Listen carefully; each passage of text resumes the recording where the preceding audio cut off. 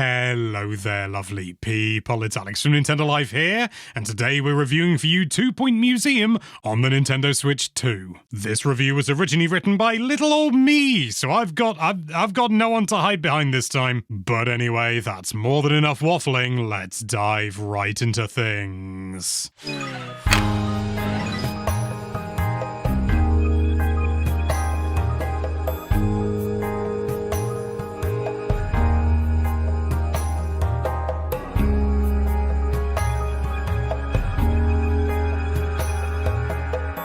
Universities and hospitals. They're both well-known money spinners, assuming you ignore socialized healthcare, and make perfect sense for a management sim. What doesn't strike me as such a lucrative institution is a museum. I went to a lot of them as a child specifically because it was a cheap day out, and as I rocket closer towards middle age, I finally appreciate my parents' mentality. Honestly, it's not the theme I expected from the third 2 Point game before it was announced, and my initial reaction was one more of confusion and minor pessimism than anything else, partly for the reasons previously mentioned. More fool me though, as 2 Point Museum may well be the most balanced and well-rounded of the lot. You're the curator of a museum, or rather several museums, and it's your job to pull in the punters, make staff do their job, and secure new exhibits to make it all worth everyone's while. You'll not be making it an affordable day out either. Your museums are a business first and foremost, and that means staff can take one short break every month or so, and keyrings from the gift shop will cost patrons 50 quid a pop.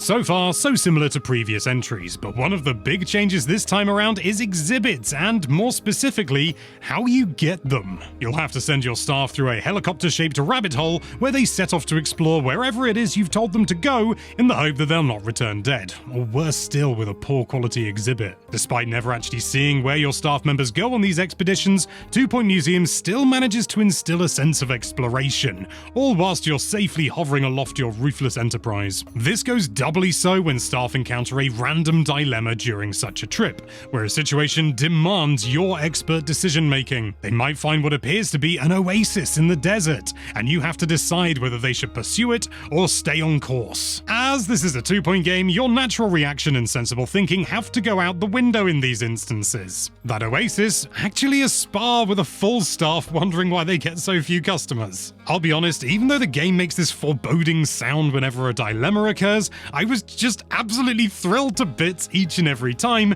because it's genuinely impossible to know what the outcome might be first time around. 2 Point Museum operates on a twisted, almost uncanny logic that continually delights and surprises. The type of museum you run makes a substantial difference as well. The game will bounce you around the different museums available to you in order to progress, and each, initially, plays very different from one another. Depending on what you're trying to discover, you'll have to send your staff out to dig up dinosaur bones, catch fish to put in the aquariums you probably should have already built, dive deep into the bowels of an old technology center, or, dip into the netherworld to extract ghosts for children to gawk at. You can even take your helicopter into space. Amazing. Some exhibits you can just plonk down, others require you to find their constituent parts, some need to be put in their own special rooms, think fish and ghosts, and some need to be kept in a specific level of humidity, temperature, or both. Did I mention plants? I don't think I did. These aren't your garden variety botanicals though. The plants people want to see are man-eaters. Although in fairness, the guests they eat don't seem to die, only come out changed. Some guests even demand this as their idea of a perfect museum visit. Why not dive headfirst into a gaping vegetative maw so that you can seemingly have your genetics altered to look like a clown? That's a Batman story we haven't yet seen. And it's of the utmost importance to keep your guests happy, as not only will they pay a frankly staggering amount to gain entry, but also will freely dump sometimes hundreds into your appropriately positioned donation stands. How much they donate is based on an exhibit's buzz, how much detail your information stands divulge, which can be increased by destroying and analyzing an exhibit in a special room, how entertained they are, and several other factors besides. And you'll need to satisfy those, as donations make up a substantial part of your income. Entry tickets are a one-time thing, but donations can just keep coming and coming and coming, and it's never dissatisfying to see your stands bursting with golden coins to collect. If all this seems a little bit much and a little bit hard to get a grip on, then that's reassuring, because the game is absolutely rammed with mechanics and twists on the basics. It eases you in though, which is absolutely necessary, even if it can feel a touch basic at first. New mechanics and themes are drip-fed to you as you progress, meaning that you don't get a chance to get bored doing the same thing time and time again. It's a meaty game as well, easily demanding upwards of 50 hours for the base game,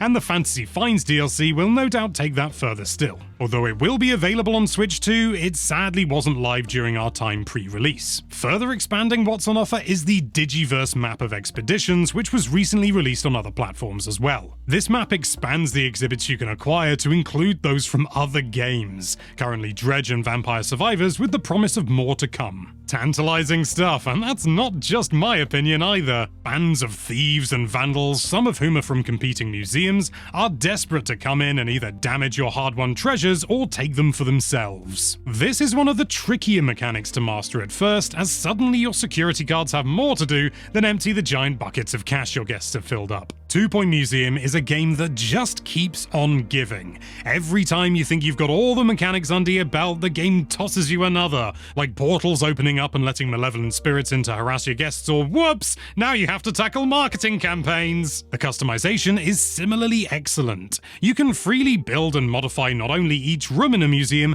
but each and every building as well, with 1 or 2 exceptions of course. The floors, walls, partitions, dividers, and even the color of individual decorations, it's all up to you how it looks. Does it make a difference to how the game plays? Not even slightly, but I still caught myself spending cumulative hours fiddling around with floor tiles and decorative items positioning. And to top it all off, 2 Point Museum continues the trend of an excellent soundtrack interspersed with properly chuckle-worthy chatter from its resident DJs, wonderfully clear and vibrant visuals, and really fantastically executed controls for the genre. One thing is notably missing on Switch 2 though, and that's mouse mode. It seems like an obvious inclusion, but sadly, it's not included here at launch. We did speak to the developers recently who confirmed that they are considering it, but right now it's controller or nothing. Visually, it's a big step up over Switch 1's Campus and Hospital, although the game is capped at 30 frames a second. It's a very smooth 30 frames a second in the early stages of each museum, but unfortunately it does struggle a bit as things get more hectic, and it seems to be the same in both docked and handheld for the most part. It's not a deal breaker per se, but given the leap to much more powerful hardware, I was hoping that it might be a little more consistent than it is, given that the game runs far better on other systems like the Steam Deck and Xbox Series S. It just feels like there's performance that's been left on the table in its current state. I also experienced a few graphical anomalies, such as dust clouds being made up entirely of 2D squares, and one particular sandy floor texture going absolutely bananas and flashing terribly unless the camera was stock still. I do have faith that these little issues can be ironed out in updates, and a little more optimization to get some more stability wouldn't go amiss either, even if they don't do anything to spoil the game. 2 Point Museum might be the best 2 Point game to date. It's smart, funny, good looking, and packs in more mechanics than you can shake a stick at, all without feeling overwhelming or too much to handle. It's got some performance-based blemishes on Switch 2, and the lack of a mouse mode at launch feels like an obvious omission, but the final package is an incredibly entertaining one that fans of management sims would be mad to skip. 2 Point Museum, you're getting an 8 out of 10 from us.